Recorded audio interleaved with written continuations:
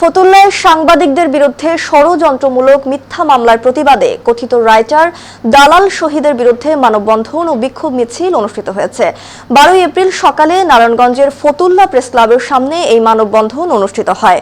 উক্ত মানববন্ধনে দালাল শহীদকে আইনের আওতায় আনতে প্রশাসনকে 24 ঘন্টার আলটিমেটাম দিয়েছে উপস্থিত সাংবাদিকরা। অন্যথায় আরও কঠোর কর্মসূচি দেয়া হবে বলে জানিয়েছেন সাংবাদিক নেতারা।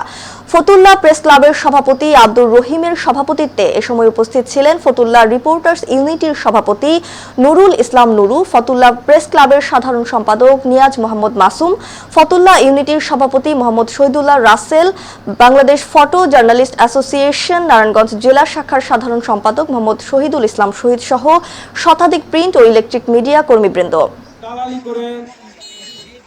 সে বিভিন্ন ধরনের মামলা বাণিজ্য করে, অপকর্ম করে।